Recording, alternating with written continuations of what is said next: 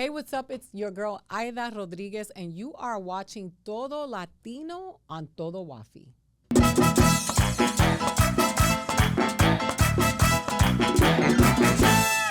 Hey, everybody, and welcome back to the Todo Latino Show from 1500 Live Pro Audio LA. I am Rafael, and I'm here with my hosts. We got Daisy, we got Joby, and our guest for today is one of my favorite comedians whose special Fighting Words can be seen on HBO Max. She is also the author of the tremendous book, Legitimate Kid. Welcome to the show, Aida Rodriguez. Bienvenida. Welcome. Thank you. I always start the show with an origin story, just like in Marvel. We all have one. We're both Puerto Rican, Dominican. Like, what was your growing up experience like? Oh, did you read the book? I read the book, but I know that there's some people out there. So trauma. You know what? My origin story is very colorful. My grandmother came from Puerto Rico in the 50s to Connecticut. She went to Connecticut and she had a little problem, and she had to leave Connecticut and went to Boston. My mother, she went with my mom. My mom was born in Puerto Rico, but my mom was raised partly in Boston, and so I came along in Boston. I was not in Boston that long. They took me to the Dominican Republic because my father was undocumented and he got deported, so we went back to the DR, and I was there for my very young years. And then my parents broke up. My mother took me from my dad, and we moved to Miami, where the rest of my family was. So I grew up in Miami, you know, going to New York, but really growing up in Miami. And my origin story is that I was raised by this band of colorful people, my uncles. I lived in the house with my whole family, and it was very normal for me, you know, to be in a house with my whole family, my tios, my abuela. Several generations. Yeah, I knew my great-grandfather. My great-grandfather used to walk me on Sundays. We used to walk, we used to run, jog together, and I used to have dinner with him every Sunday. So, you know, I had a very Latino experience in America, and though I was born in Boston, for those of you people who harass me online, I am a citizen. But I grew up very Puerto Rican. I grew up in the house with the Puerto Ricans, eating arroz con gandule, listening to Hector Lavoe, comiendo pana, just, you know, bapuru for everything. And I never realized how much that it is in me until now as a mom, you know, like the things that I reach for that my kids are like, lady, scientifically. Like, and I'm like, you shut up. It works. It works. Yeah. You put the socks on. Or the whole don't go outside when you shower. But these kids come with information now. Yeah, but the information is, you know, the thing is that there's a quote that I don't know verbatim, but it's something about the white supremacy will demonize your roots to the point where you start retreating from it because you are being told that it's not, because it's not mainstream American. But the reality of it is that those tilos that my grandmother gave me, they worked. Oh, yeah. Those remedies and those rules that they gave me on how to live, they worked. And I don't care what anybody says, and they may not be proven in your science, but it is proven in our science. And I mean, there's a set of a part of the culture that people just try to take away, especially from kids here. Everything's WebMD, and, you know, trying to put out as much stuff out there. But some of the things that I go back to, like you were talking about the Viva Peru, I still use it. Like my kids, my daughter's 27. The minute we start seeing the cough and the fatigue, you know, got me through COVID. We just Oye, arnica, you know, things like that is, you know. Yeah, the thing about it is real, and a lot of people like to invalidate it because they got to crush our culture. But also capitalism is real because antibiotics are a very profitable business in this country. So if you step away from the antibiotics and you go buy this $4 bottle of bapuru, or you go get these leaves from the Vallarta or La Botánica, there's a lot of money that people are not making. And so you have to take that into consideration. How'd you like Miami? I couldn't deal with. My whole family did the same thing. I was living there. I didn't know why you have a rep with Miami. First of all, I can't stand that it's just completely flat. Like, I could stand over there on US 1 and I look down, you know, downtown. Like, anyways, Aida, what was your experience like? She's like, I have a very love-hate relationship with Miami. My introduction to anti-blackness was in Miami. I went from Boston to Miami. Oh, so you went like, I mean, both of those societies are pretty anti-black. Yeah. But Miami is very hard because it's from your own people. Yeah. Which is very different than in Boston when it's from white people where you expect it. And let's just be clear, I'm not saying all white people are anti-black, but... I mean, if you're watching this show, first of all, and you're feeling that, te perdiste ya. Yeah, no, but I'm just going to say that, but anti-blackness lives in everybody. Yeah. Because we've been indoctrinated to believe that white is better than black, but very much in the Latino culture, the Latine culture. So I never heard those things until I started interacting with Cubans in Miami. Yeah. And not to say, because a lot of people do this, not to say that Puerto Ricans and Dominicans don't have anti-blackness, because that's a lie. Oh, we do. But I didn't. All I heard was my grandfather calling my grandmother the negra linda, mira morena. My uncles everybody loved my uncles. They were like the barges of my neighborhood. Like people would be like, everybody loved them. They were like the hottest dudes in the neighborhood. Yeah. So then Miami, I have a very painful connection to that in Miami in terms of hearing those things that didn't serve me. And I left there relatively young. I was a teenager when I left Miami. And I never wanted to go back because it wasn't just anti-blackness, the anti-indigenous sentiment, calling Mexicans and Nicaraguans, Salvadorians, Indios, like that. That was a language that I didn't grow up with that. My grandmother never talked about other Latinos like that. Yeah. And not that she was una santa, because she wasn't, but she just didn't. She was just It wasn't mentioned in that way. She was like la hondureña, la mexicana. Yeah. But so who was calling them that? Like the Cubans around. Cubans. That's so weird. Well, see, you would think you that had a whole, like, when Castro and everything, there's a lot of Cubans, very Spanish oriented. Is it like the fair skin or any? Like, no, they're very there's a sense light of hierarchy skin too. Latinos. Yeah, and but even the morenos, the mulattos, it's like everybody needs somebody to look down on to feel better. Because even in the 80s, when they had the cuando vinieron los cubanos de allá, the different type of Cubans as they call them, Oh no, they used to talk bad about them, and and not just Cubans, because I've experienced it from los venezolanos, y los colombianos, y los puertorriqueños, los dominicanos, all of them do it. But I was in this little enclave of this little reality that was created by my people. That Indio is not a derogatory term, because we were so connected to our indigenous Taíno roots.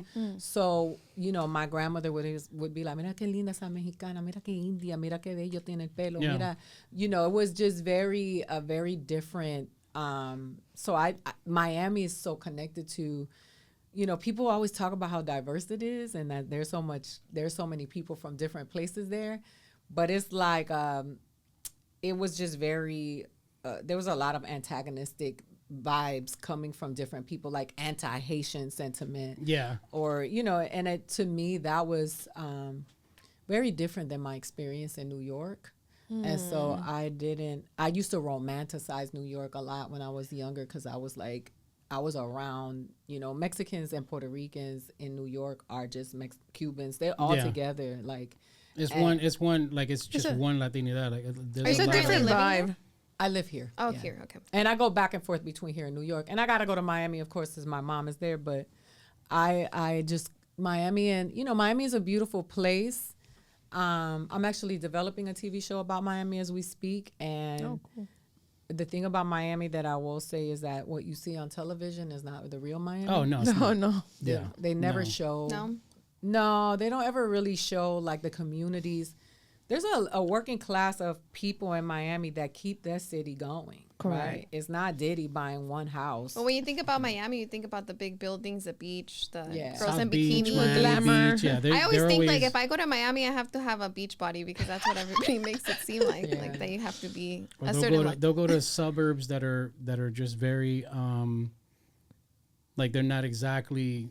Like, my mom is from Perrine. They named it now, Cutler Ridge. You know what I'm saying? Yeah, so Cutler Bay. That whole area is just working people who are just literally supporting. But all they focus on is obviously, like, Miami You know, Beach. the Cutler Bay and all that area in the front, especially now with the art scene. Wynwood is gone. Wynwood is, yeah. Yeah. So it's just one of those things where it's like they're trying to like kind of revolutionize Miami to. They're trying to gentrify Miami. Yeah. Oh, I was trying to use a totally. better word. Yeah. Revolutionize has a different connotation. Yeah, Overtown, all of that. The Yeah. Overtown is gone. There's a, and you know, I'm all for the improvement of our neighborhoods as long as they benefit the people that live there, not push them out. And so Wynwood is now the arts district. That's where Art Basel is, and it's really hard. The LA Oh, they're version. getting into even Carol City and Alapata, Yep. all of that. They gotta leave Alapata alone. So you're talking about That's where I'm from.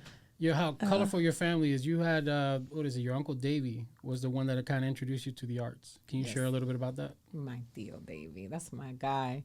I missed him this weekend. I got to see him next weekend. I'm going back. My Uncle Davy is the youngest of my uncles, and he is the proudest to be Puerto Rican. That's the one that has the Puerto Rican flags on every day, every outfit. On the little hanging thing in the Everything. car. Everywhere you see, he has a Puerto Rican flag tattooed on his body. I think most of my uncles have tattoos of a Puerto Rican flag, but he is the youngest, and my mom had me really young, so I was around him the most when I was little. Other than my Uncle Raymond, who was like a caretaker to me. Davy was more like not a peer, but he was like my big brother, and he was the one that would listen to Richard Pryor and hip hop. He introduced me to hip hop because he loved Run DMC, and he was really into. He was a dancer. He used to break dance and pop lock and all of that. And so he is the one that introduced me to Muhammad Ali and Bruce Lee. Like I was like he turned me into his like little brother, like, you know. And I know that's problematic to say now. This is why people don't want to do stand up anymore. But it was I mean, you ain't lying though. because they're like, it's non-binary. It doesn't belong to. But it was when I grew up, boys like Muhammad Ali and girls like Barbie, and that doesn't mean that other people didn't like other people, but that's how it was. That was that was the majority of the way. Yeah, it was just how it was, because yeah. of socialization, and it doesn't mean it's right or wrong. But my uncle, you know, he used to have me doing karate kicks, and he was like teaching me how to defend myself, and dancing with him with the cardboard out, you know, like and it was, so he's the one that introduced me to Richard Pryor, because he used to listen to Richard Pryor albums, and I used to sneak in and listen to him because I wasn't allowed. You know, I'm Pentecostal, not supposed to be listening to somebody curse. And Pentecostal. Yeah, my whole family was. After a while, they became Pentecostals. So I know the feeling there. I was actually shocked to read that because I thought comedy came first, but you actually moved to LA to be an actress and a writer. Thank you for saying that, because every day I gotta fight to prove my love. No, because, and it was, I didn't know, and it wasn't until I read the book that I realized, that was the original goal. So like, what was your experience when you first got here for trying to do that? So when I first got here, the reason I came here is I wrote a script. Not the reason, but one of the things that pushed me to come sooner was I wrote a script that made it to the Sundance Writers Lab finals. I didn't get picked, but I thought I was going to get picked and my life was going to change immediately. So I moved to California. I wrote a script for myself because at that time I was seeing a lot of actors writing their own projects, saying create your own stuff. I would look at the breakdowns, and I was never in the breakdowns. There was never like a Puerto Rican Dominican, or you know, she's tall and she's Latina. So I just wrote it, and then when I came here, I got signed immediately. A woman named Holly Davis Carter, who's like a big producer now in Hollywood. She had an agency, and they signed me, and I booked a movie when I first got here, but you know, like anything, building blocks, you have to build it. And I ended up doing stand up by accident. I was doing a roast for my friend's birthday, a brunch, and Chris Spencer, who's a comedian, a very successful comedian, was like, you should do stand up because you're naturally a stand up comedian. And then he gave me an address to an open mic, and I went and did it, and then I never stopped. But and then it kind of became center stage because I wasn't booking roles, and I was booking comedy work, so comedy became the priority because it was paying my bills. But I've always been an actor. I'm focusing on it right now. It was my first love, but stand up is something I wanted to do when I was little. And Or was it? Okay. yeah, I used to grab the broomstick and I used to tell the jokes to my mom because I used to watch, I used to be like Johnny Carson and I would be like, I want to do that, right? And then they would be like, eso no para las niñas. No, like, you're never going to find That's a husband. rough. Wow. You're never going to find a husband. Nobody's going to want to marry That is you. rough. And I was like, Lucy got a husband? They had a TV show, but it was something that I kind of veered away from. And then I kind of leaned into what people would always tell me they thought I should be, which was a model, because I got recruited when I was 14.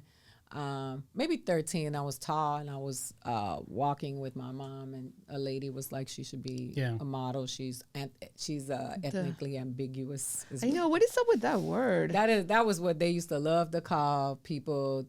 She could blend in any room. But I think it's anti-blackness. I think I'm like, what is I that? know what it is. But It's the underlining. I'm like, no, we do it too. Esta es trigueña, esta jabá, mira esta morena, esta mulata. That's black with freckles. Like, come on, stop it. Canelita. Everybody has the terminology, and that was the American terminology. And I did model, and I was la payasa. Like, I'd be on the behind the scenes with the models, making them laugh, and I just was like, I was really great on the runway. It was my favorite thing to do. Everything else, I hated taking pictures. I still do. I hated, doing some of the stuff. It wasn't for me, and I felt like, I remember getting recruited by an agency in Italy, and they wanted me to move to Milan. I had my baby already. Oh, so it was going to that that level. Yeah.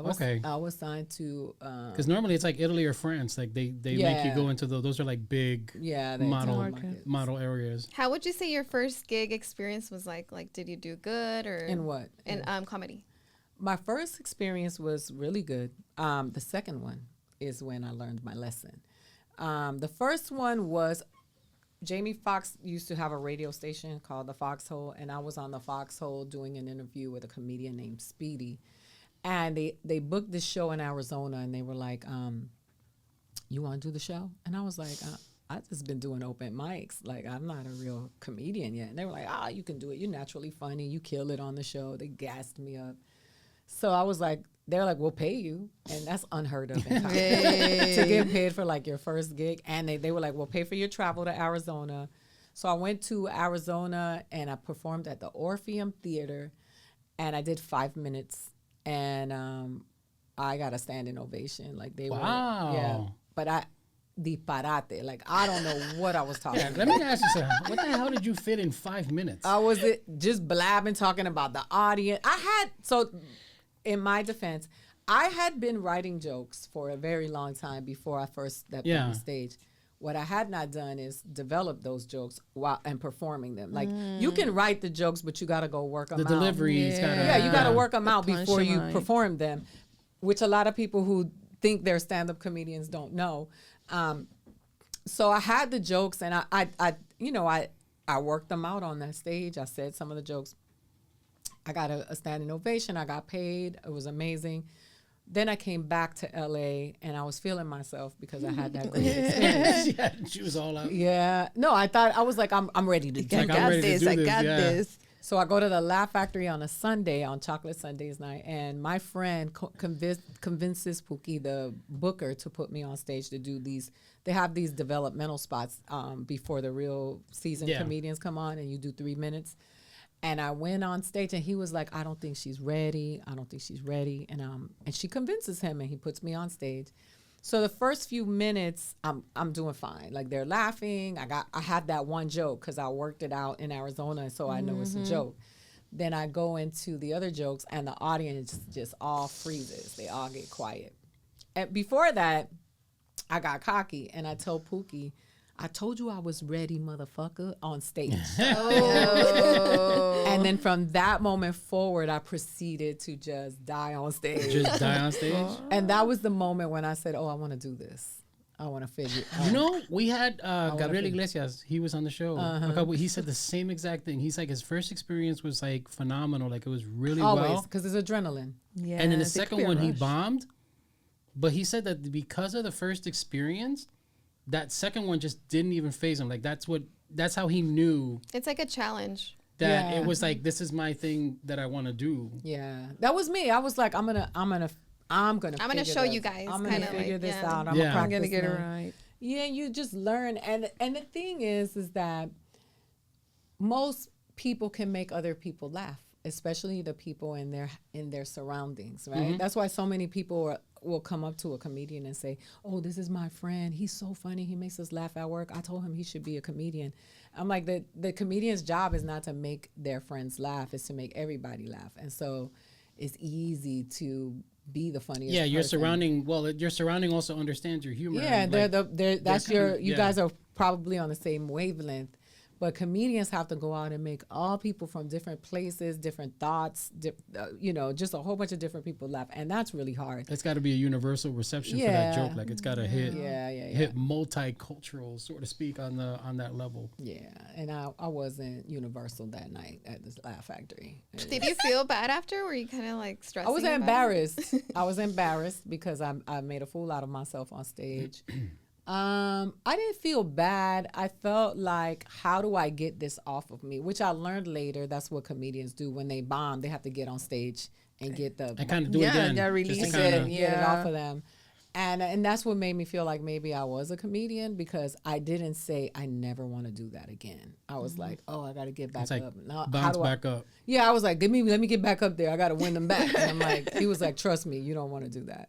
So I have a question, because the second one you said you use your platform for something that a lot of comedians technically don't, which is to address like racism, and sometimes there's some of the toughest topics on there.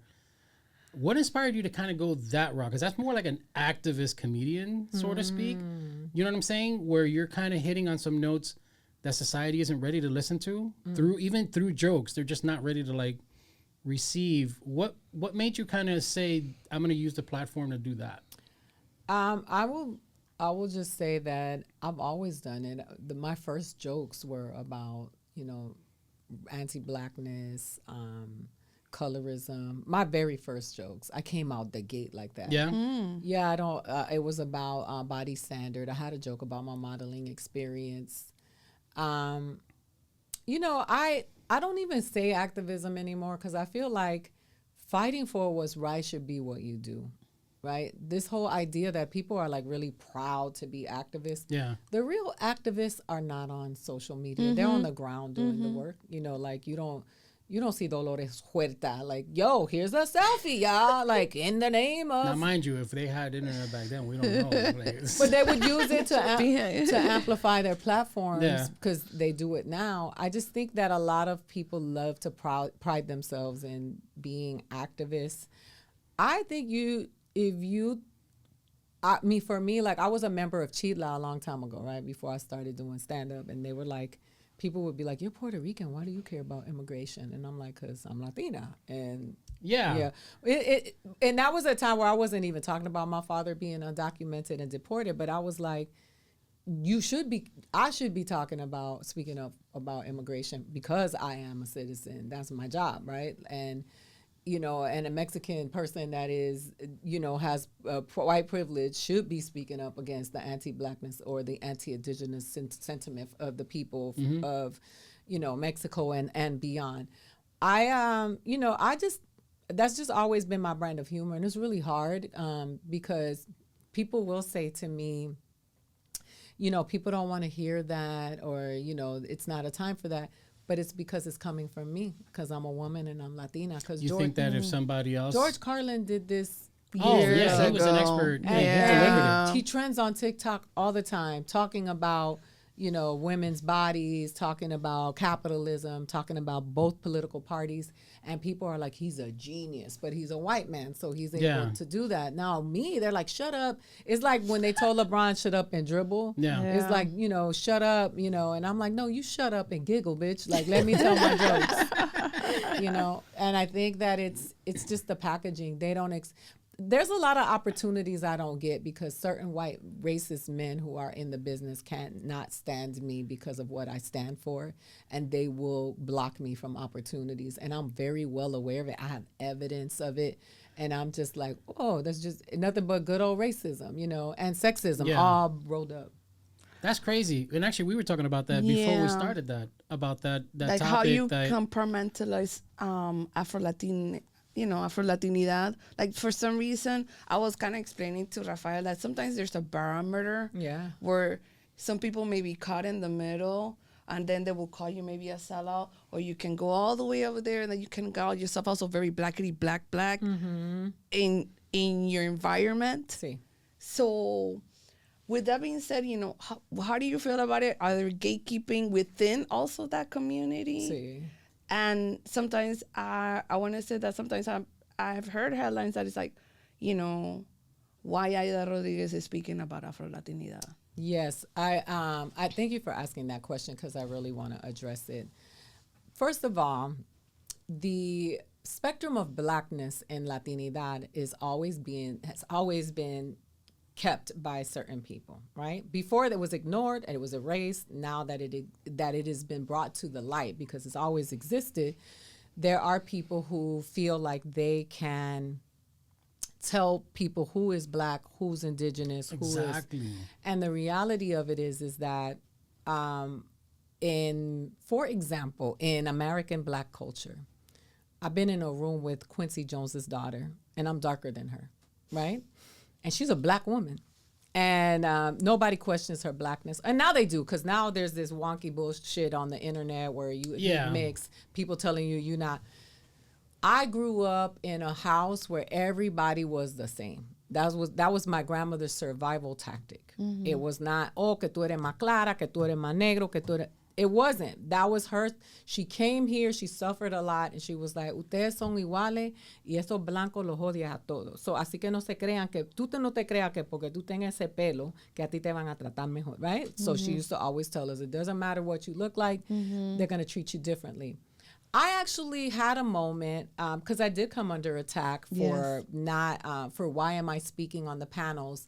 And I had to really unpack with Gata, my friend, who is a dark-skinned Afro-Latina. Oh, Catalina Gillinson. Catalina, que es amiga mía. And she and I would talk about this. And she had to tell me, you got to be able to decipher between what of this is really valid and what of it is jealousy because they want your spot. That's what I was telling Which I never thought about. I'm getting goosebumps. Right? And it was, she was like, all of this, because the truth is that when I had Truth Serum, my podcast, I would bring Catalina on. Okay. I would bring, I brought Gadiel on. I brought Julissa on. I brought Sasha on. Right. And people were like, oh, but they're all light skinned. I'm like, they are the people with the platforms, because I also brought a lot of people who you didn't know and you didn't watch because you didn't know them. Exactly. So what is it? What do you want? Do you want to show up for the people,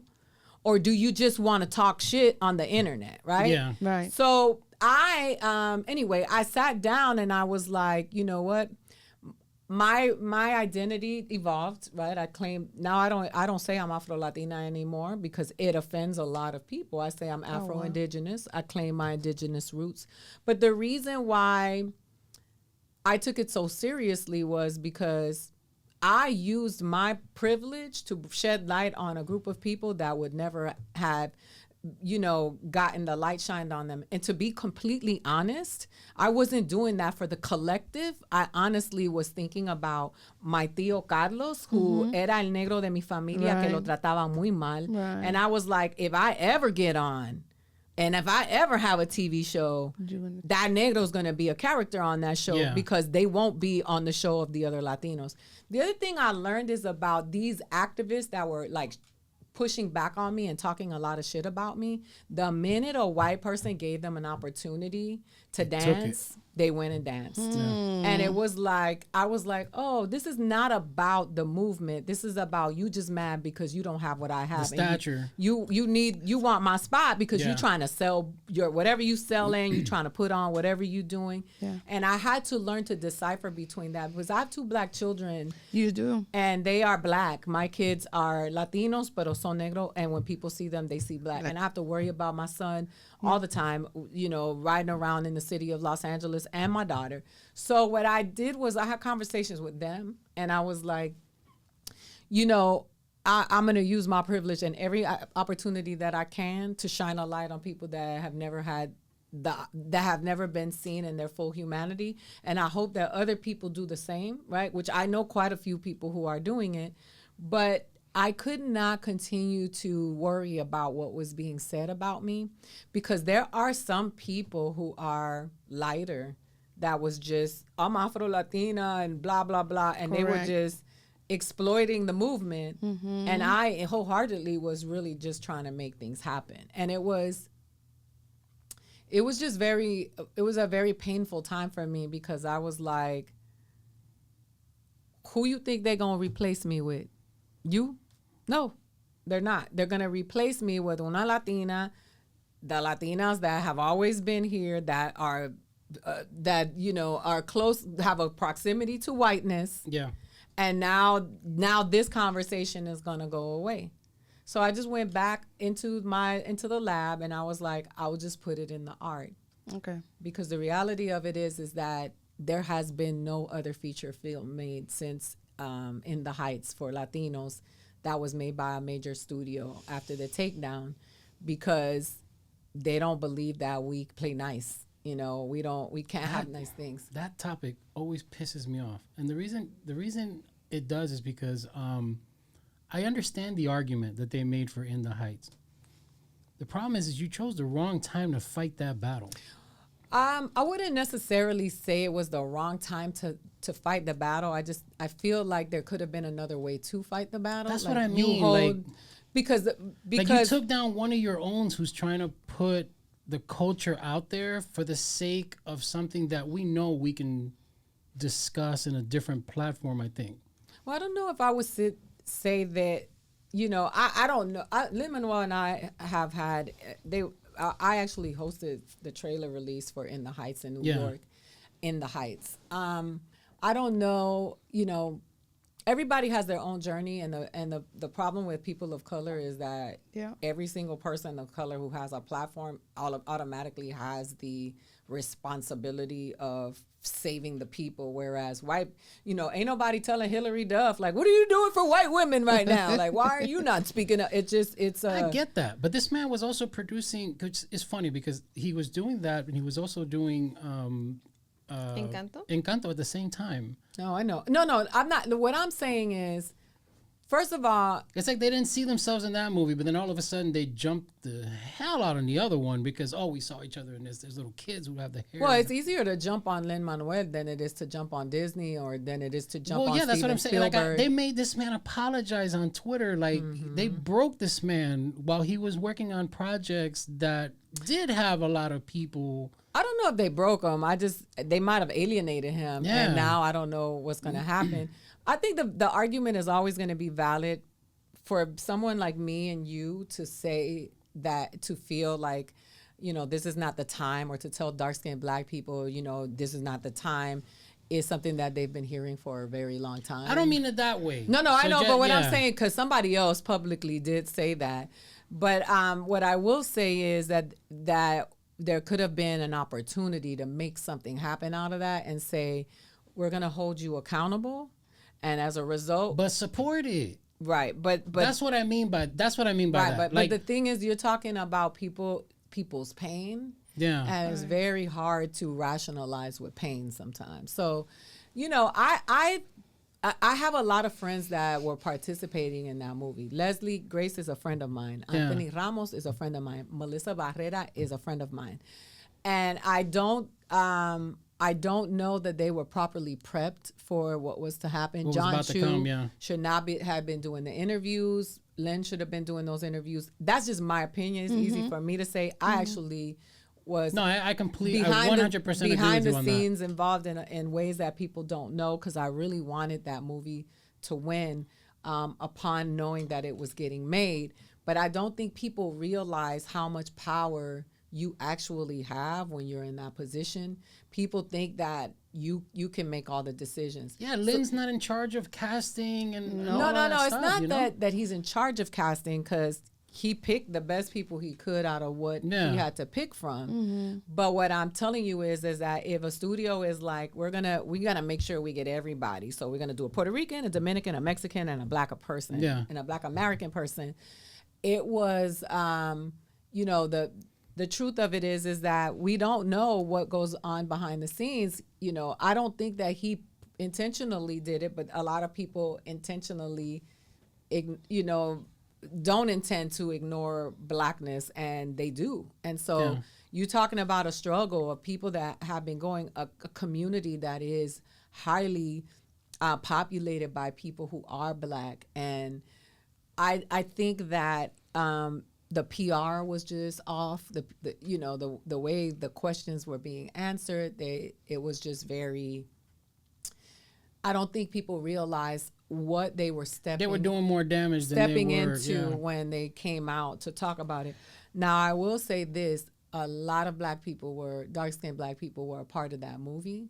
But not maybe in the way that they wanted. Just they weren't in the forefront of So, because right now, if you don't know, the United States Office of Management and Budget, the OMB, is doing they haven't done it in 27 years, but they're going to change the format, those boxes that you fill out, and the tabulations. And especially the organizations like Afro-Latino Forum, is advocating using the term Latino/Hispanic as a label for race. Can you, now that we're having this conversation, can you tell us, because they say that it's going to take away the experience that you have versus the experience that I have as a Latina, or the experience that she has, is completely going to be like all merch, and we're going to lose resources and advantages too as well. Well, I think that as we watch a lot of the things that are happening in politics, because we get the thing is we concern ourselves a lot with terminology and cultural norms, and we're not paying attention to policy, which is far more violent against us.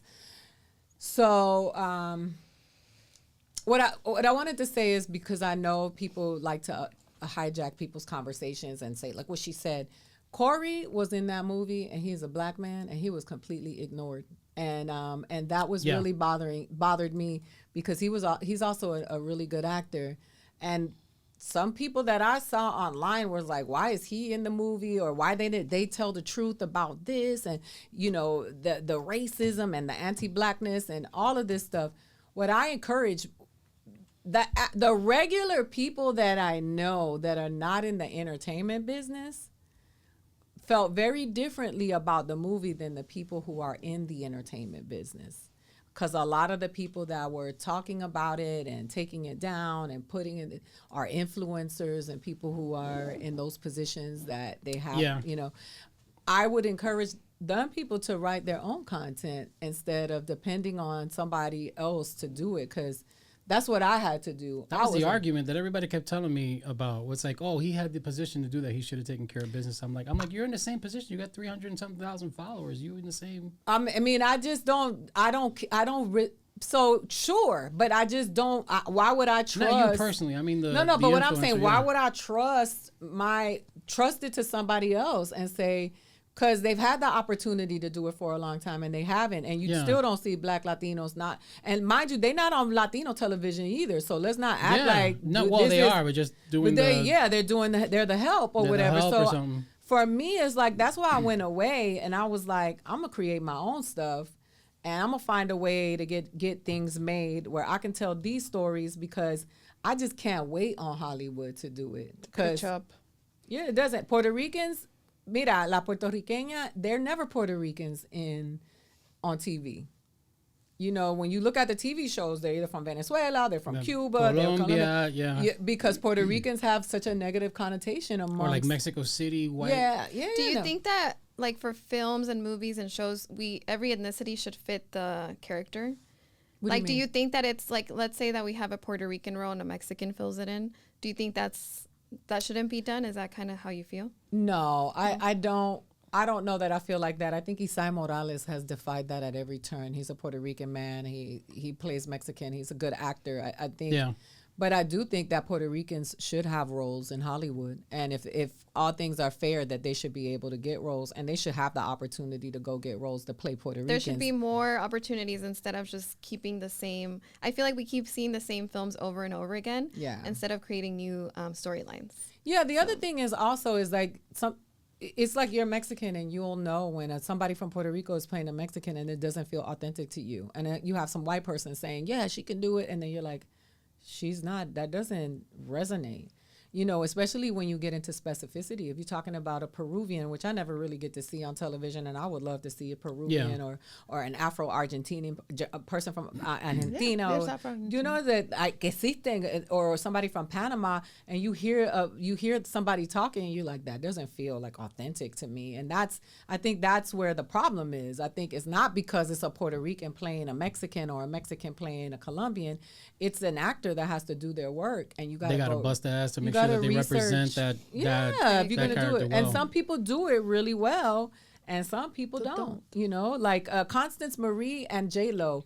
J-Lo was her daughter in Selena, and her mother in La Familia, and Constance Marie, you know, was able to play both of those roles, but J-Lo had to play a Puerto Rican or she played a Mexican in both roles, and you know, I just think that you got to do the work. Like if you're gonna be, you know, Elvis Nolasco is a Dominican actor, and he's a very good actor, and he plays a lot of roles, and ain't nobody protesting what he's doing because he does the work. Yeah. And you know, like Gina Torres, she does the work. Mm-hmm. So when you see these people that are like, you can feel it's not real, and it's usually a decision that was made by somebody who knows nothing of the culture, and it feels weird. So but they put them in for the attention that it would bring to the role, instead of the actual probability that she or he would do that or do justice to that role.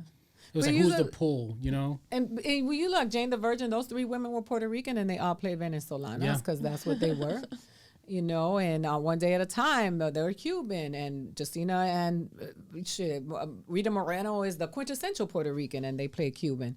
So I think that, you know, I think some Cubans were pissed off that these Puerto Rican women and Venezolanas were pissed off? Yes, because there's scarcity, and so people don't have enough roles. So then when something comes up, we're like, oh yeah, a Venezolana, and then the Puerto Rican woman gets it, they feel like, damn, like, so that's where the protesting comes in.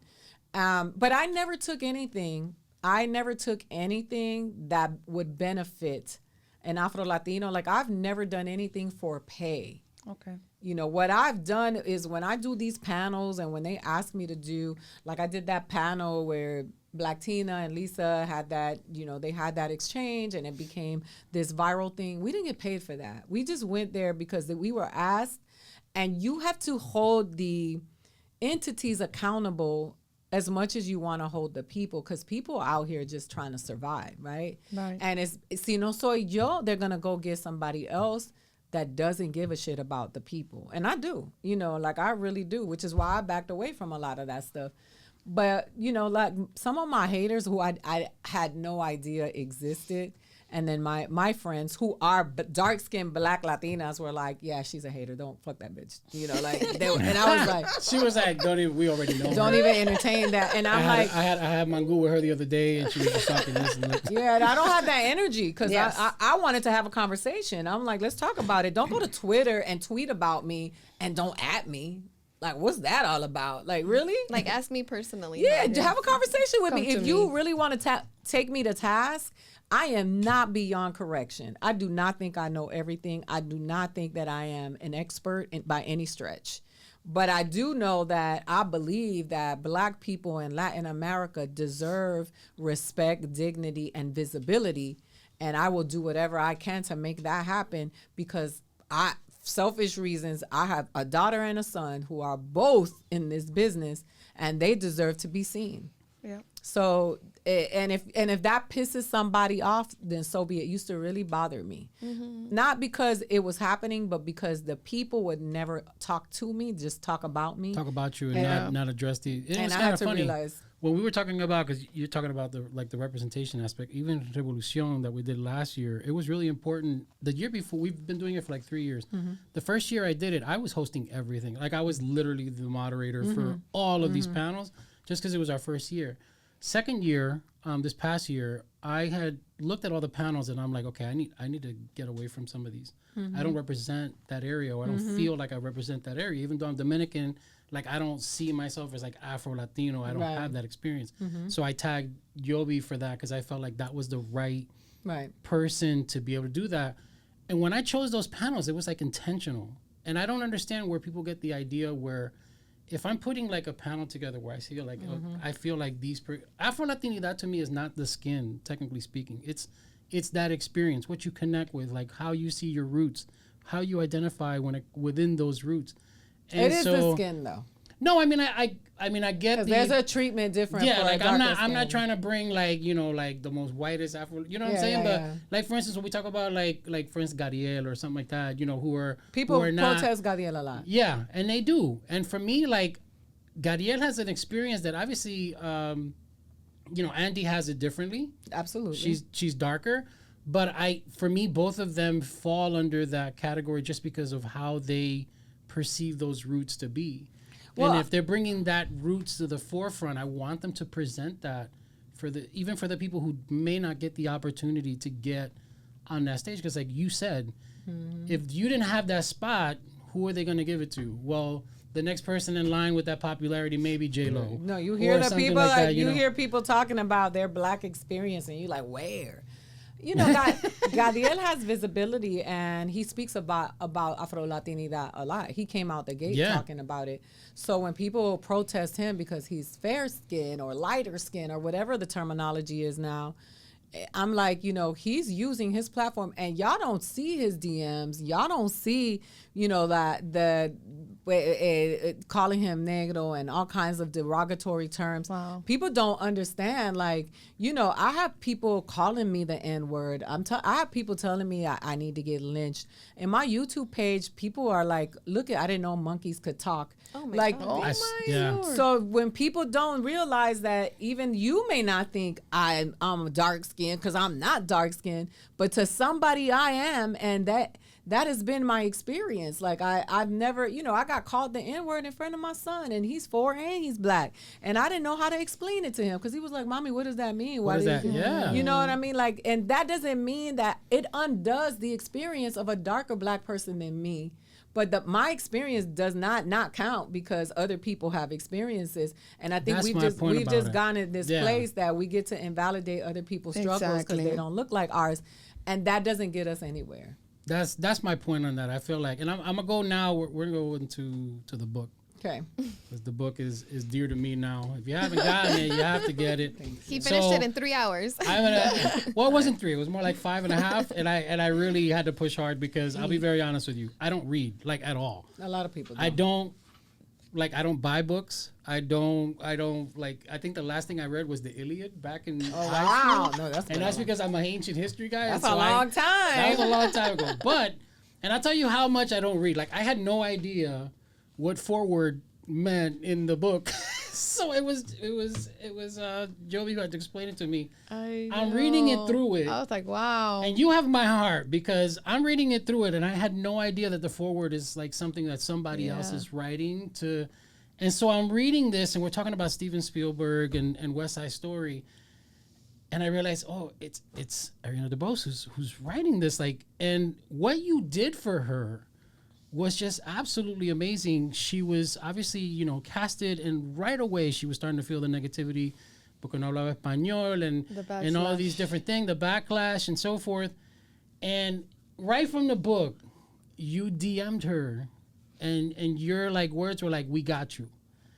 And when it came to like when the movie was releasing, she says on here where you bought out the theater. And you filled it with Afro-Latinos and Latinos and people from the African American community. And so that's where I was talking to Joey. I'm like, that's what we should be doing. That's how we elevate. And whatever. And you did it nice and quietly because I didn't even know that. No. I didn't do that on. Yeah, I mean, now everybody knows because she put me on blast. But for me, like we were talking about the compartmentalization of like, what you consider. This to me is like what support community. And like what the community should be doing as opposed to sitting there pulling people us aside and doing that. So, you know, I'm going to go into the book because you would think that a comedian wrote the book that the shit should be funny. No, it's not a. This is not a funny book. No. Like it's not. It Thank is. you. It is. The reviews, people get mad and like, I thought it was gonna be funny, and I'm like, I feel like people probably thought, oh, because it's Aida Rodriguez and she had the documentary, the special, that some of that would. No, this book is raw. Like, I'm not a clown. I'm a stand-up comedian. Yeah, it's my job, and I do it on stage. I don't have to entertain you everywhere I go, and people really do that. They will walk up to me and they'll be like, "You're a comedian. Tell me a joke." I'm not. You don't open your mouth when you meet a dentist. You know, like. I saw that. I saw you mention that interview. That's actually funny. It's annoying. It's like I'm not a jester. You know, I write jokes. I think that trivialization that's the word of stand-up comedy, of comedy period, because of the internet has become this thing where people are like, I'm a comedian. Everybody's a comedian. Everybody who makes 10 people laugh is a comedian. So now they think you just a clown, and they think everybody... Like everything that you do now has to entertain them and stuff like that. I'm an author. I wrote a book, a memoir, that was about my life. I felt it was very important that I did not, trivialize the trauma, because it's not just mine that's in that book. It's the family members. That's a lot. I was about to ask you that. Like, how was it received when your family, like... And this took, like, you 7 years. You said that you were processing this. My... my mom hasn't read it yet. I've been keeping it from her. Yeah, I don't want. Does she know it's out there? Yeah, she does. I don't think it's time. I told her I'll let her know when I'm going to sit with her and we're going to do it together. I don't want to hurt my mom. But I had to tell my story because I needed to get it out. It was trapped in my body, the trauma. But my family's been very receptive of it, and they know how much I love them, and it is a tribute to so them. They understood, like, okay, this is my story, and so they're more of a supportive my uncle Richard read it, and he was like, I'm so proud of you. My aunt read it twice. Oh, wow. And she was my Panameña tia. She was like, I'm very proud of you, and I really love this book. I think you did a great job. And so yeah, it was hard. And with regards to Ariana, Ariana experienced a lot of anti-blackness from Latinos when she got picked for that movie. The stuff that people were saying to her, that she never ever aired out the dirty laundry because she has integrity, and she's just that's just who she is. And I mean, she doesn't even have to explain it now. Yeah, she's a A-list Oscar winner. But the kind of stuff that she was experiencing, which Nadia Hallgren, who directed my special, my documentary, who's a Puerto Rican woman, also experienced. She did a documentary for Netflix called After Maria about these 4 mothers, and they call Puerto Ricans from the island were calling her the N-word, and they were like, you're not a real Puerto Rican.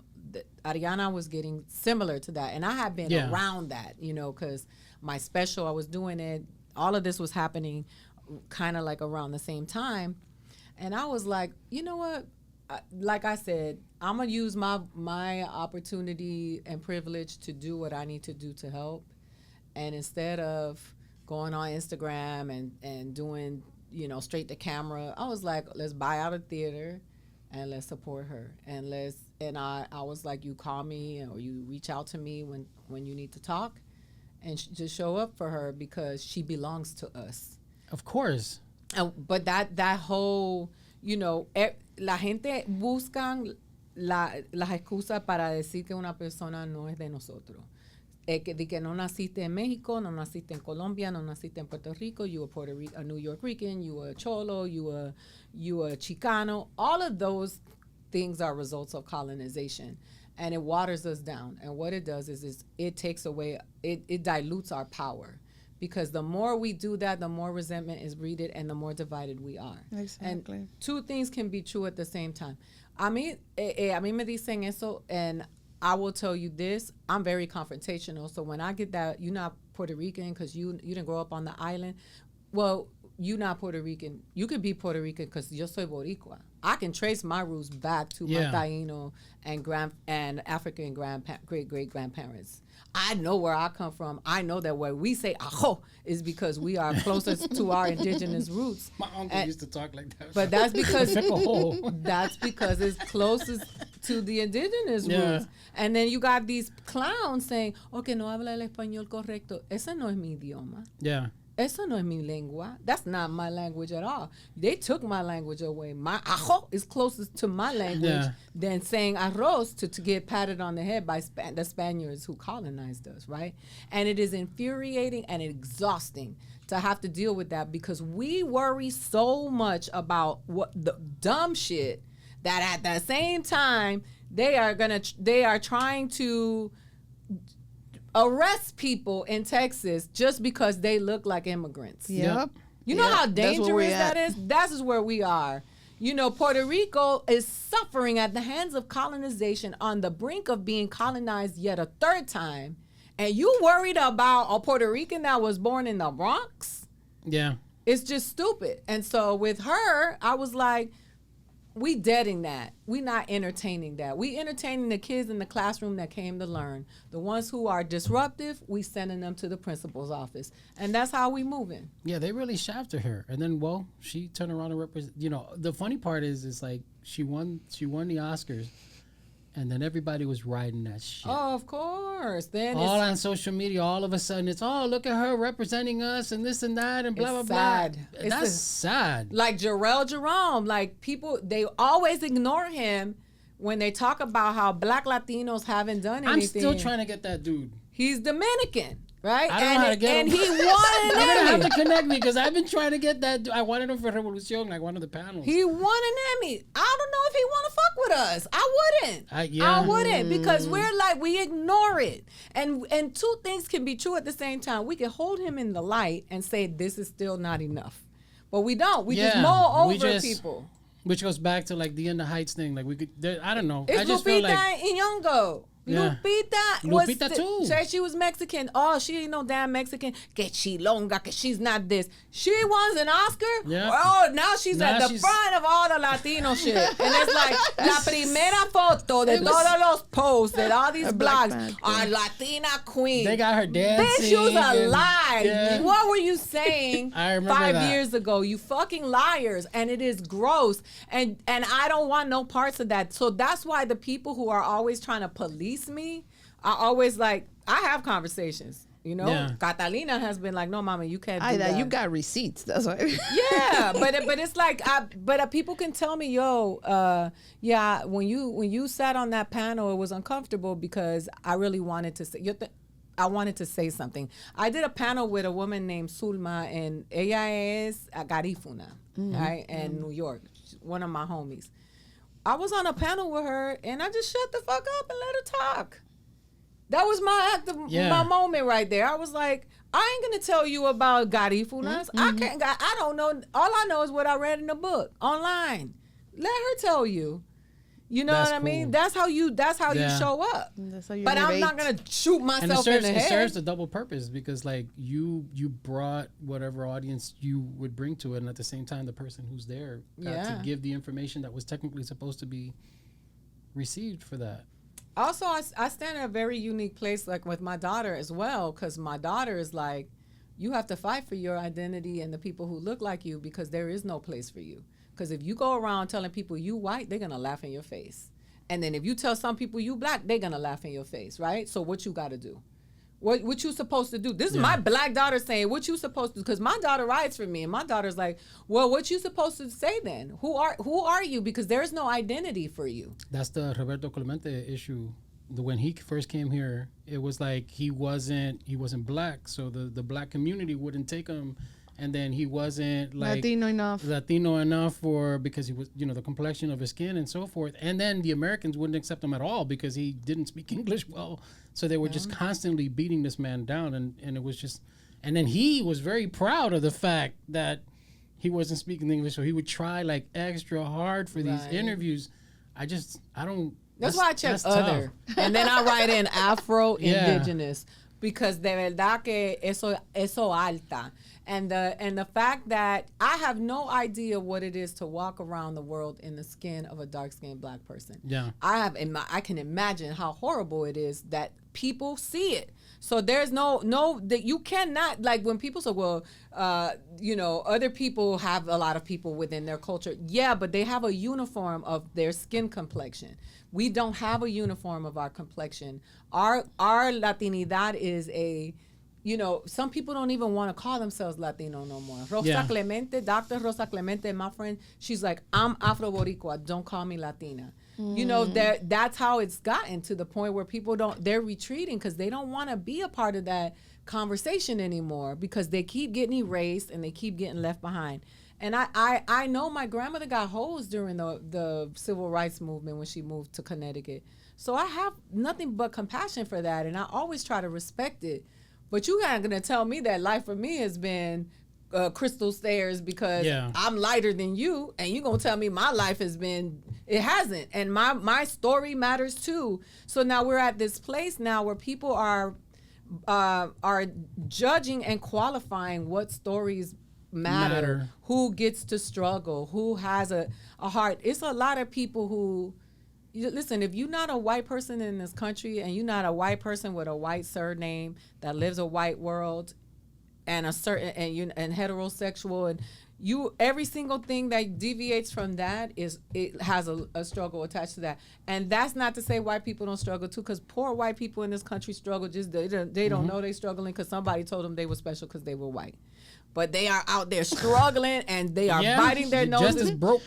Biting their noses to spite their faces because they told you at least you white, and they ain't got no health insurance, no education. They working they asses off, and they think a Mexican took it from them, not Wells Fargo, right? So not Wells they're Fargo. advocating against their own like interests. when they say that we take their jobs. I'm like, girl, let me tell you, we watched it in real time. We got the receipts here in California. All those people, those farmers that they turned in the undocumented people, and their signs went from Farmers for Trump to we need food. It went happened in Florida too. That happened in Florida too. They bite their noses to spite their faces. And let me tell you something. It better serves you to find solidarity with people who have the struggle in common with you, because they coming for all of us. Yeah. And now that you're talking about solidarity, I know that, first of all, I would like to know what are your top 5 comedians or Afro-Latinx comedians and why. And I understand that also, as a matter of fact, you mentor some of them. And if that highlights your life and, gives you joy and that's prospect of promoting. So I will say, I love, my favorite comedians are not Afro-Latinos. Okay. So I'll tell the truth, right? My favorite comedians, the people I respect the most in comedy that I look up to, Bill Burr is my favorite comedian. Okay. That's Bill living. He's my favorite living comedian. And he's a white straight man. Oh my God, they're going to come for me. Wow. Well, I'm not going to lie and say, hey, I like this Afro-Latino comedian. That's my favorite, because it's not true. That's like the person who I look at and I respect and I admire. I love his wife, right? Nia, who's I've worked with and moved with, but I think that he is like one of the best comedians alive today. His evolution as a comedian, watching him as an actor, a director, but still be true to the craft of comedy and be able to make people laugh is just amazing. But I do have my lot of comedians that I work with, ahí está Gadiel, está Sasha, está Glorelis, y que me digan a mí que ellos no son negros, están locos, porque yo he estado con ellos and I've seen the weirdness towards them, And I love Ian Lara, who's also one of my favorite comedians, who I respect very much. I directed his special. Yes, he's Dominican, he's Afro-Latino from the Queens. And, and I just think he's one of the greatest comedians that is like developing right now. And he's going to have a great voice, and he's very serious about his comedy, and he's broad, and he can do comedy in Queens and in the Bronx, and he can do comedy in Montana. He's really developed a set that is relatable to all people, and I have so much respect for him. And I love, I love a lot of comedians, but those are the ones that I have a personal relationship. Rose in New York, who's, you know, Afro Latina también, and she's a newer comic, and I offer mentorship and opportunities whenever I can. Exactly. But that's the people that I roll with, and I want to see more. You know, I want to create opportunities. I want to see more. I want to see Panamanian comedians. more female comedians, more mujeres. Sí. Comediantes. Latinas. Y que de experiencia diferente, porque siempre es la misma cosa, you know. And I'm pro woman. I'm a womanist. I think women can talk about whatever they want. But I want to see a nerdy Latina comedian talking about. We don't ever get to see that. It's always this over sexualization of women, and those are the most successful women in comedy, are the ones who are super sexualized because men run this business. But I'd like to see an Afro Latina, you know, a dark-skinned Black Latina that is talking about science and comedy. And I want to see, you know, an indigenous comedian that her comedy is about travel.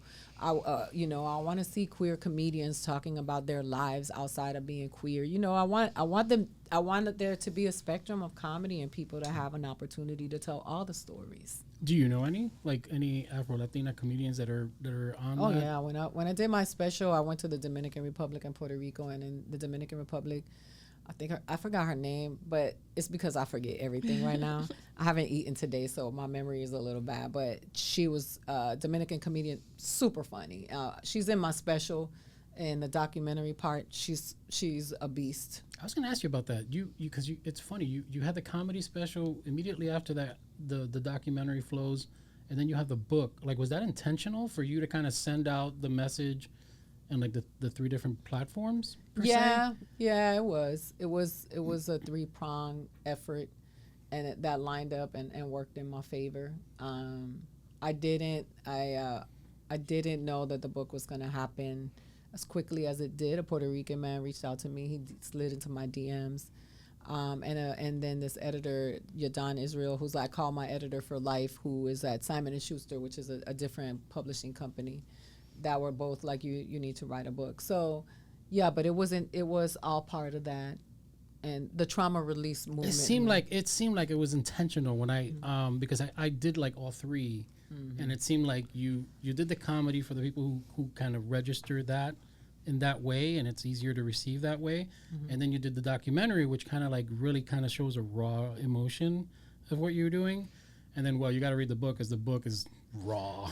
Yeah. Like, it's raw. I read your book, but I have a question here, that there's a lot of parts in the book that touch on stereotypes and really toxic mentalities within the community. And do you feel like letting it all out was a huge part of healing and forgiveness process for you to talk about? Yes, I think we got to tell the truth. I think that I can't remember his name either, because I feel like I can't remember anything. But the man that is in Wakanda Forever, the Mexican, when he talked about anti-blackness in Mexico, and he wrote it. Yeah, like Tenoch. El libro se llama Prieto, ¿no? Yeah. He was like really honest. He was like, our grandmothers are very anti-black, and you know, like, for me, it was very important to talk about the truth, because I think that the only way we're going to heal is if we tell the truth. And the reality of it is that a lot of anti-blackness exists in the Dominican Republic because it was policy to persecute people that were black. You know, the anti-blackness exists in places like Puerto Rico and Panama and Argentina, because colonization really was hurtful, and it was very damaging to people. And as a result of that, we developed a lot of self-hate. And all of us have experienced it. I've experienced it too. Like, I don't ever try to walk on, like I'm gliding on water. Like I've always loved myself. And, you know, they used to tell me, they also accused me of getting a nose job. Oh, wow. So when I was little, my face was wider. You know, when you're younger, you got a lot of fat on your face, and my nose was wider and my lips were wider. And people asked me if I got a nose job or if I got my lips reduced, because before they were reducing the lips, and now they're augmenting them. Pero yo, you know, I wanted to talk about the stuff that I heard, and I feel like my mom went through the same thing though. Like when I look at pictures of my mom when she was younger, like her nose and even her your lips features and change. As she's gotten older. older. For sure. Look at my pictures. Like I her also lost nose. my color. I have a very bad vitamin D deficiency. And I thought that I was, because I moved to California, and I was like, the sun in Miami is stronger. It is. But my doctor was like, you have a vitamin D deficiency. After I had my daughter, I got really pale. I used to be a lot darker, and I love my color. I was the one that would go out into the sun while everybody else was trying to protect themselves from it. But I feel like telling the truth, and telling my truth rather about some of the things that I heard and I experienced, and some of those stereotypes, were very freeing for me. Yeah. Very. Has anyone came forward telling you you've helped them with your story or healed them too? Quite a few people. Wow. Yeah, people sending me pictures of their birth certificate without their father's name on it. People sending me, heartfelt stories about experiencing the same thing. People who are Puerto Rican and Dominican, feeling the pressure of having to claim one over the other because there's this antagonistic. It's serious, like it's foolishness. But I've had quite a few people. That's where you and I connected in this book the most, and it's because when you talk about legitimate kid, obviously it's a little different. Like I didn't have the situation with the birth certificate and this and that. But you go into the book as to why it was done, which was, something I never even knew was a thing. It's economics for a lot of people. Yeah. In my case, my father just kind of left. He was not faithful. And so my mother and that whole side of the Puerto Rican side just kind of went away. Because everybody else in my family is Dominican, with the exception of Jaime, who's got a Puerto Rican dad. And so all I knew growing up, it's funny because Gabriel makes fun of me now because of it, because I put a lot of Puerto Rican stuff. But there's a reason for it. And it's because I grew up really idolizing my Dominican heritage, because my mom was Dominican, all my tios and everything. They're the ones who stayed. Yeah. And it was and I always associated my Puerto Rican side is bad because of what my father did, and we went through the same situation. There are questions that you have on here in the book that just hit, how could you move on without me? Do you remember me on birthdays?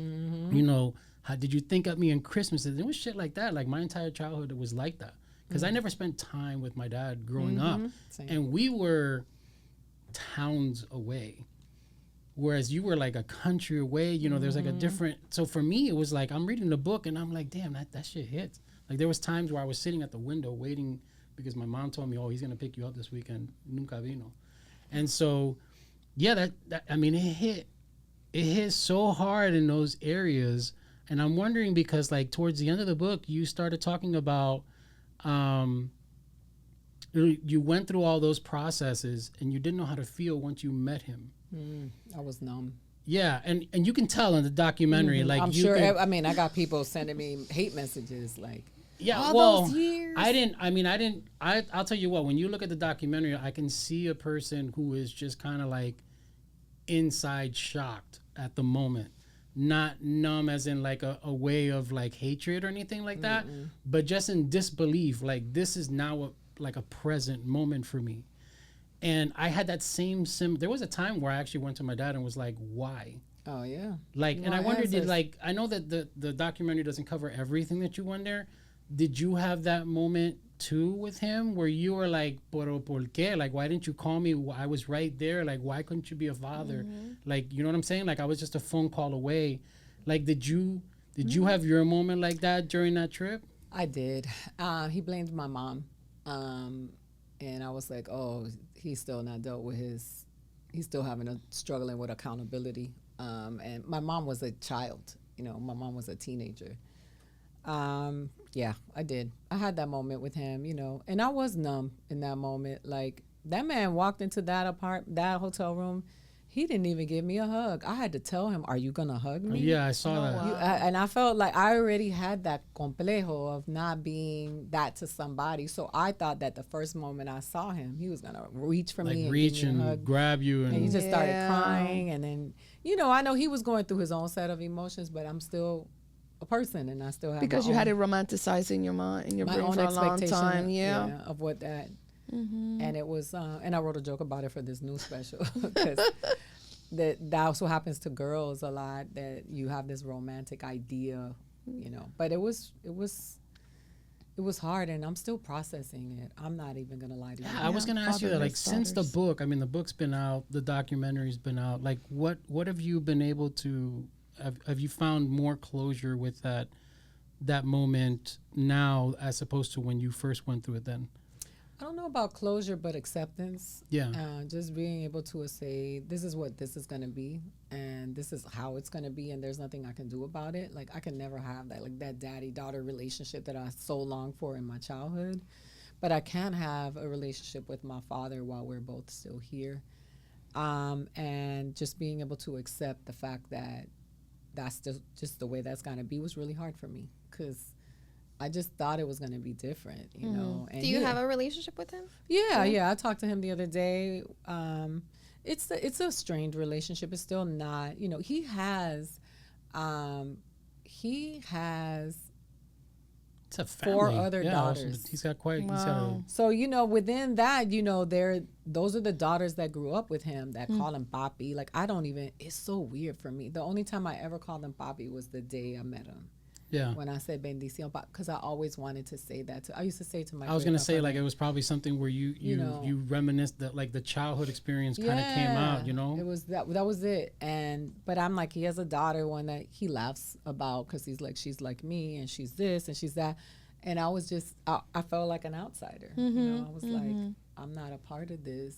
And I felt like that, like, the few times I visited my dad, it just felt like, because he had kids with, like, the other woman that he was with, and it just seemed like I was the anomaly that didn't belong in that equation, so to speak. Yeah, the outsider. And it just always felt, it just felt like it reminds me of the scene in the movie, The Traveling Pants. Do you remember that scene where America Ferrera, she went to visit her dad, and he has a whole new family? Yeah. And she felt so, like, excluded. I could only. You feel like you're at the end of the table, and you're just listening to everybody's story, and you've never been a part of them. Yeah, that's exactly how. And that's so tough. And I got the same excuse from my dad that you got. They always blame the women. There's so much misogyny. They always say she left, Puerto Rico and the Dominican Republic. Well, no, the funny part is, like, my mom was a young mom as well, and he went off with somebody else, and like. No, it's the she was so difficult. She was so hard to deal with. That's what he was saying about I was like, you mean the teenager? You were a grown. Like, there's a very big age difference between my father and my mom, and culturally that's acceptable. That was so common back then. Very common, still to this day. And so it was like, ay, que tu mamá es muy difícil, tu mamá. Yeah. She was a teenager, And I'm like, that's what teenagers do. My mom was 16 and my dad was 30 when they got together. Oh, yeah. So 16 and 30. You're telling me that's insane. Yeah. That would be a pedophile. No, it didn't work out. Yeah, she was a teen. She was a kid. A rebel. Like, she's like, I don't want to be with this man. Yeah. But yeah, that's common. My mom was like, I think my mom was either 15 or 14. 15. I think it was 15. I think is what you. Because she had the 15 How old or was 14. he? Because he was like 28. He's like 28. See, almost close to the 30s. Yeah.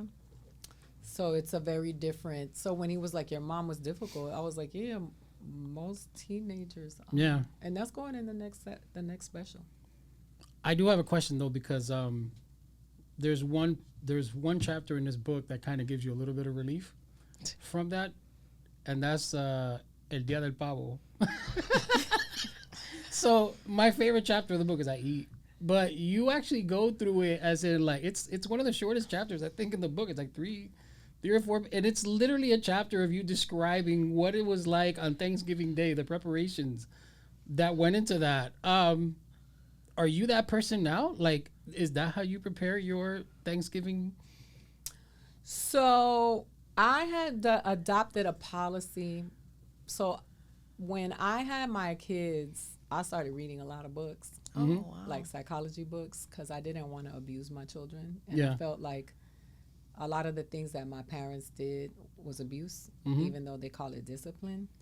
Mind you, adding to it that I had 2 black children, yo no le iba a estar dando a mis hijos así. So Thanksgiving for us is a very joyous occasion where we clean together, we cook together. My daughter cooked all the food the year before last because my wrist was broken. And yeah, we clean the house, and you smell the cleanliness, and I meant that part. Obviously, not because the whole book talks about. No, you hear details. the music and all of that stuff. But Thanksgiving for me for a very long time was not a happy place. Yeah, and so it was because my mom had OCD, which we didn't know. But that whole cleaning was not about having a clean house. It was about proving that Puerto Ricans weren't dirty. So that was in her psychology because the Cuban ladies in the neighborhood los Latinos son unos come mierda. Like they sit down and they you ain't lying because they do it in my house in Miami. Yeah, but they have like these metrics that they impose on other people. Like in Miami, it's like es que las cubanas son bien limpias. I'm like, I know some dirty Cubans. Like it's so ridiculous. We live in such these generalizations. It's like, and que las puertorriqueñas son puercas, que las puertorriqueñas no limpian la casa, and all that shit. And so my mom, she fell into that. And because she was with a Cuban man, she was like always trying to prove how clean she was because he would say those things. And I was like, based on what? Where you get this from? He came here on a raft. Why does he matter so much? Yeah. You know, like that's 12-year-old me being ignorant, saying, you don't, doing the same thing that I learned. So Thanksgiving was stressful, man. Like we couldn't, she would mop the floor. We have to wait till the floor get dry. It was. We didn't eat till like 6 or 7 because hungry, everything had to be. And then you're like, can I get something to eat? Oh, vamos a comer juntos. Yo estoy cocinando. Yeah. I'm like, I haven't eaten in hours. I'm anemic. I need something. Can I have some Captain Crunch? It was just. No puede comer hasta que la You were comida. completely robbed of any joy. It was joy. probably the most culturally, I remember that day. I was going through the chapter, and I was remembering my family, you were playing it out in your mind. Well, yeah, because we would wake up, and my mom was just quarantining the house. It almost seemed like we were about to have inspection for a hospital visit of some sort. But it was the most nostalgic moment of the book. Thank you. It's like royalties coming to eat. Yeah. Princess Diana is coming to dinner tonight. And it's the same people that you hung out with just last Saturday who were drinking. Exactly. The same people who are going to get drunk and say the most outlandish shit at the dinner table. And I read that chapter. I was like, wait, what the? Do you cook pabechon? Yes, I make that. Actually, my friends always come to my house for the turkey. Yeah. Because I make the pabechon. El arroz con gandule, I make all of the stuff we ate, and then we also eat southern food to honor my children's father's culture, and so we have this mixture. But no, we don't have. It's not that stressful. Si se limpia. You're not. Yeah, but you're not quarantining the Hector house. Lavoe is playing in the background. My kids love Hector Lavoe. She's like, this Thanksgiving is brought to you by Fabuloso. Yeah.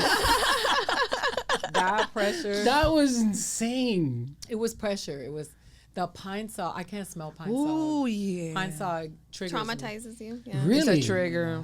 It is a trigger because wow.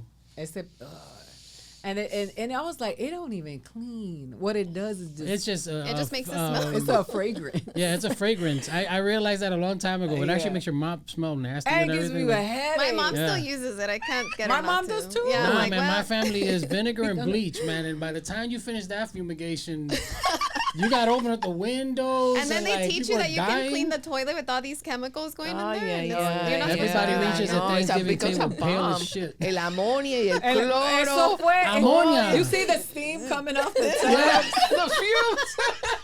And I used to fight all the time. They'd be like, Pino, no. And that says pine saw. Yeah, Where you get that from? That's funny. It was a trigger, but yes. No, we don't do that. And we enjoy our holidays. That's what it's for. Yeah.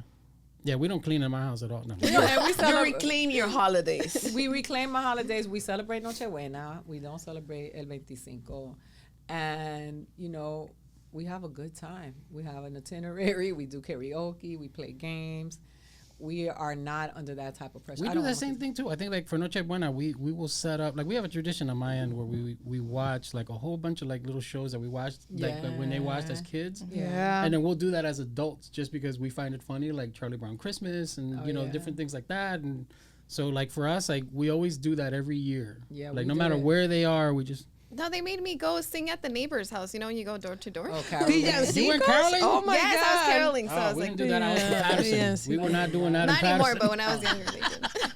That's sweet. But the Puerto though. Rican tradition is plena. You know, you guys play and sometimes go to door. Yeah. And you know, it's hard to do that in the States. Right? If you're not in a community surrounded by people who understand that. I have one final question, because the one thing about the documentary that was interesting to me is when you went to go see your dad, was that like the first time you had been in DR for like a really long time, or had you been visiting? No, it was the first time. Oh, so we have that in because the first time I was in PR when I was a kid. It was like 4 or 5.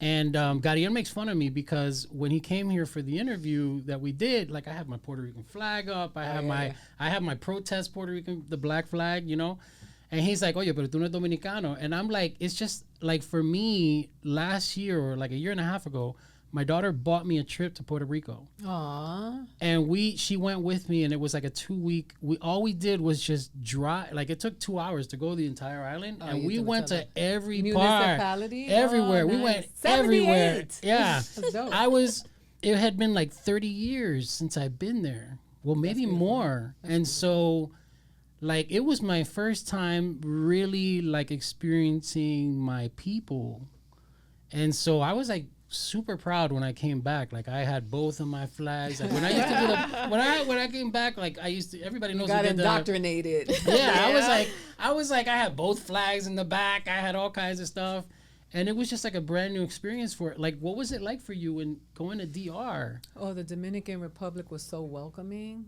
of me. That's what I got in Puerto Rico. Children. Yeah, that was, my daughter loved it. She felt like at home there. Aww. Like in the documentary, you see it when she goes. Yeah. When I asked her about Puerto Rico, and she's like, she didn't feel the same way. We didn't get a chance to move around. I was gonna laugh because I was like, "Did you make her do that take again?" No, that was a raw answer. That was a real. She was like, "Do you feel like you're connected with these people?" And she's like, "Nah."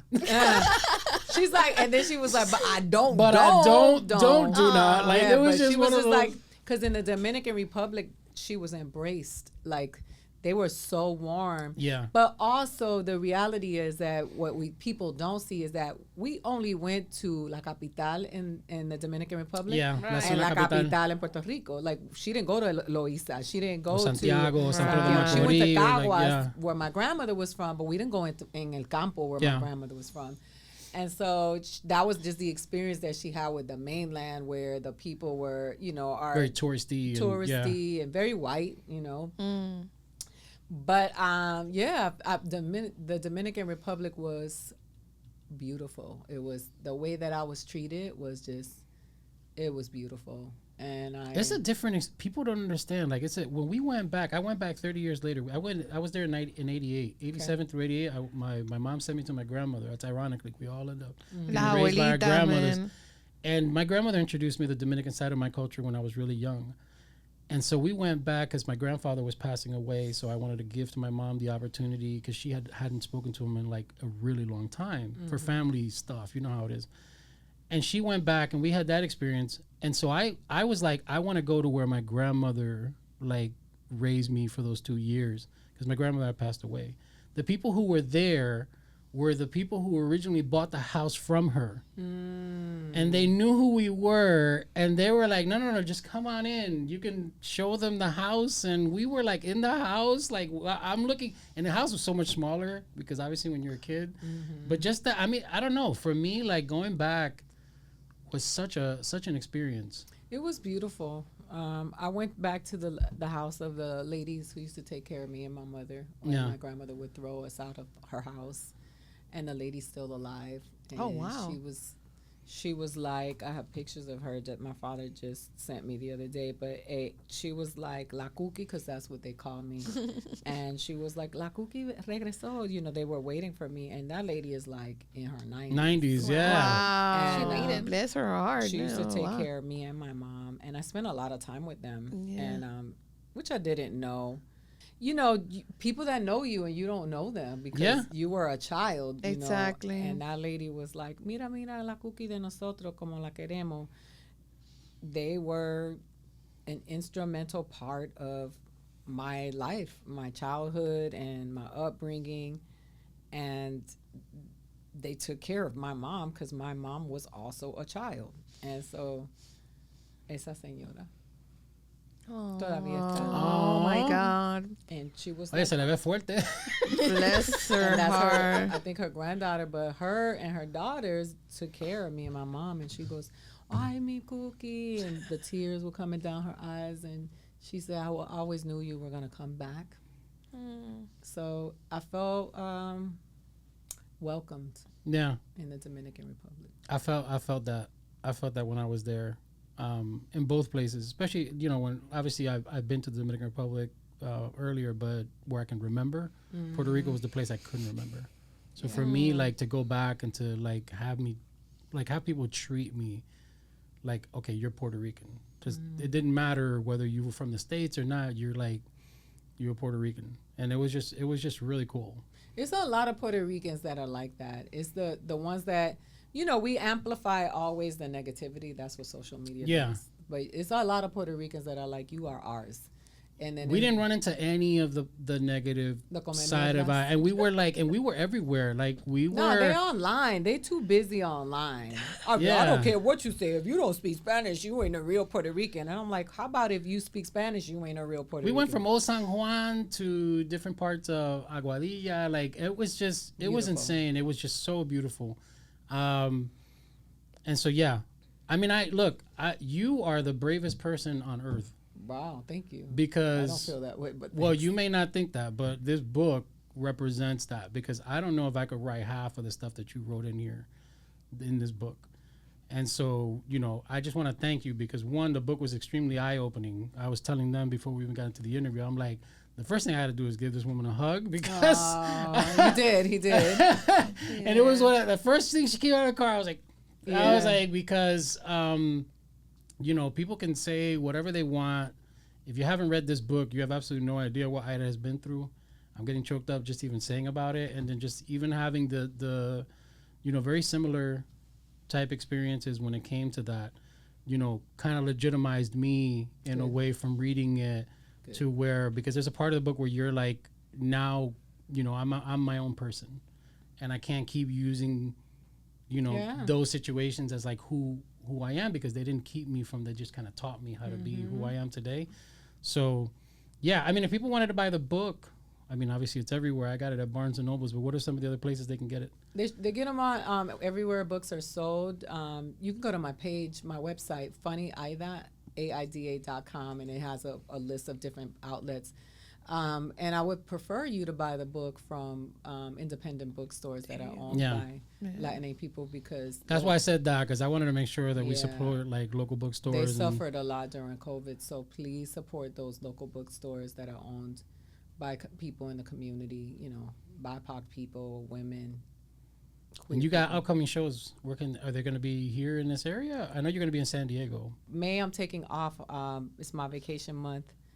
But in June, I do a city winery tour. So I'm going to be going to New York, Boston, St. Louis, Atlanta, Philadelphia, Pittsburgh, and Chicago. So, and then I'm going back to D.C. where they come and show up for me. And I'm going to San Jose. So you go to funnyaida.com and you'll see all the shows I have coming up. But if you're in Texas, in the Dallas area, come to the show on Saturday and rep for the... And then on Instagram and like the social media, it's always Funny Aida. No, I think it's Funny Aida. I don't even know what it is on TikTok. I know on Instagram it's Funny Aida. I don't know. Aida. TikTok, I don't know what it is. Somebody else does my TikTok for me. You don't do them dances? No, I don't. I'm trying to stay off of social media as much as possible to, you know, honor my mental health. But and Facebook is Aida.Rodriguez, and YouTube is, I think it's Funny Aida. I love the Instagram account because you keep it real there. Like the thoughts that you be putting out, I'm like, she on today. Like, it's like you might want to move along if you're not. Leave me alone. Yeah. So, look, I really appreciate you coming. Thank you very much for sharing, not only the book, but your story with us. It's a true privilege to be able to have this dialogue with you. Thank you for having me. I really appreciate it. This has been a great conversation, and now you got to come back. So. I will. She's part of the tour. This was 18 minutes from my house. Is it really? Yeah, I just got stuck in 134. Yeah. That's where it got. There was an accident, though. It wasn't the traffic. It was an accident. It's always an accident. It's LA. And they're not always accidents. They're like catastrophic accidents. It's like people like... Well, then you see is the people stopping to look. Yeah, to look. To look. All 5 lanes, they want to all look. They can't even see anything halfway across each other. But all right, everybody, that is our show. Thank you for watching. Aida Rodriguez was with us today. We hope you enjoyed the interview. Make sure you follow us at Todo Latino Show and at Todo Wafi. And I am Rafael. That is Aida. That is Daisy. That is Yobi. And once again, we're out.